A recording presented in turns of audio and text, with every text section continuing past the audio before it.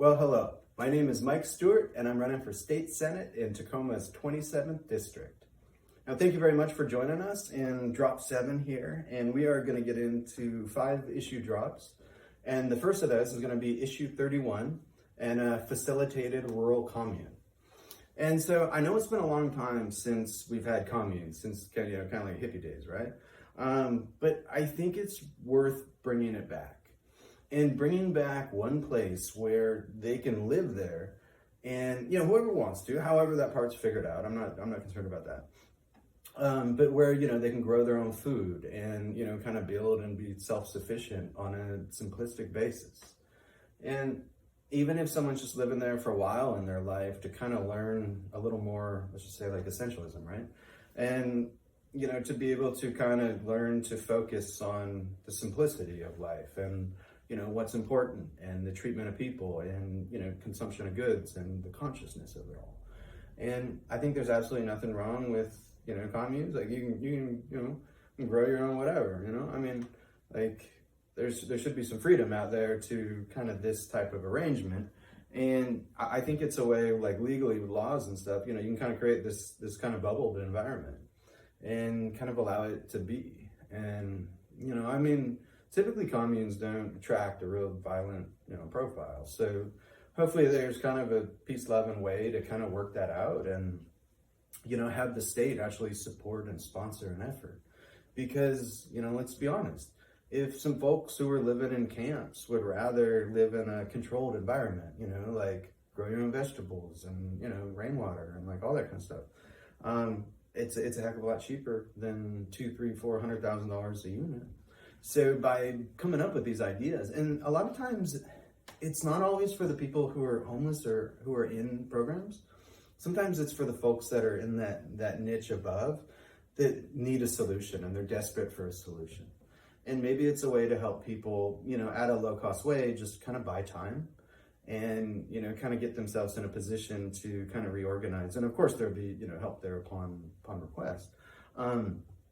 But I think coming at it that way, and maybe you have people who are rich, sitting there dining next to people who haven't been as fortunate in life, but nobody knows, because there wouldn't be any money in there. It'd just be people living and doing different jobs in order to help the community, become sufficient in a way where, they can take care of themselves and hopefully produce a little bit of extra for trade or sale.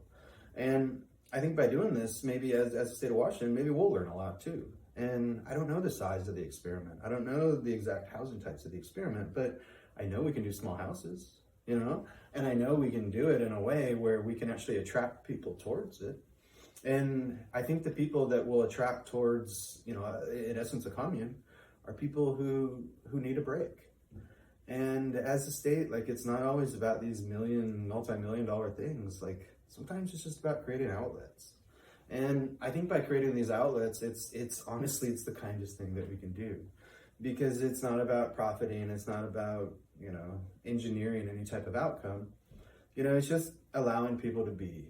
And sometimes when you can just let people be, then they can start to actually work on their problems, and kind of in their own way though, and in their own schedule and at their own pace. And not everyone is like myself, who, is running at a very high rate. Some people just, they like that chilled out vibe, right? Like stoked with some froth. And yeah, but like, I mean, I think a commune, like, I think I'd stay there for a while. But yeah, like growing your own vegetables, school, education, arts and crafts, skill building, also, some mental health, any other types of skill sets, athletics, exercise, knowledge. What can we do? How can we help? Like, I think we're looking at it the wrong way. I think we have to take leadership in creating wanted outcomes, and then it becomes like a tango, right? Like, like you're leading and you're following. Like I said, would be the tango. Tango is just leading.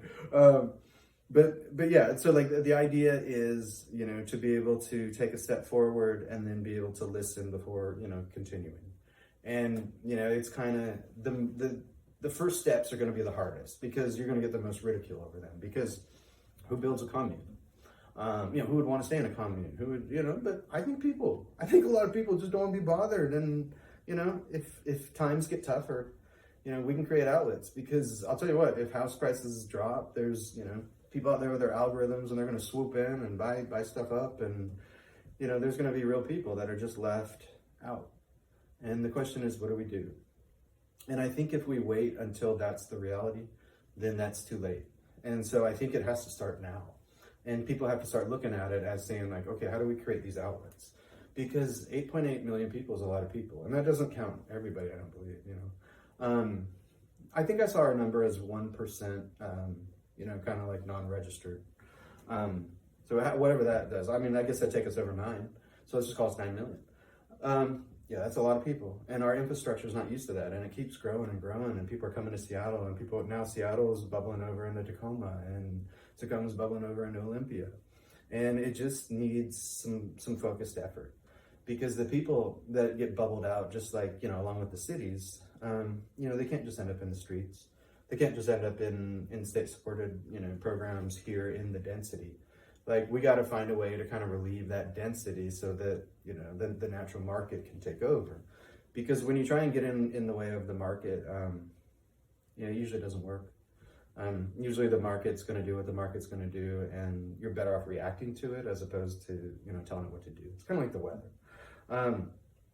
But yeah, so like, with the communes, I mean, I believe there's an organized way to bring people in. And I believe that there's an organized way to bring people out. And, some people will want to follow the organization. Some people will just be like, whatever. And, I mean, in our case, similar to some of the other projects like, Puerto Rico and, tax credits for revitalizing properties. This is kind of what's exciting. And even those, the small houses, I mean, what we don't want is we don't want to just, build for the sake of building. Because, I mean, it really is a limited resource. When you look at even tapping into water for those homes, and you look at, the different groups of people, and like, where the wood comes from, and all this stuff, like, it is a limited resource. And when too many people start pulling at it, that drives prices skyward. And so by trying to stay in control of the process, I think is what's best. And, again, not everyone wants to live the same path. Not everyone wants to live the same life, and not everyone values the same things. And, creating these kind of off-ramps and outlets and exits, I think is important. Not because I think, everyone needs the same everything and this and that. It's because I think everyone doesn't. I think different groups of people, different motivations and different things, they live very different lives. And as a state, I think it's important to recognize this and, and to try and facilitate it. So on that note, we are going to wrap up our first issue of Cluster 7, number 31. So thank you very much for joining us.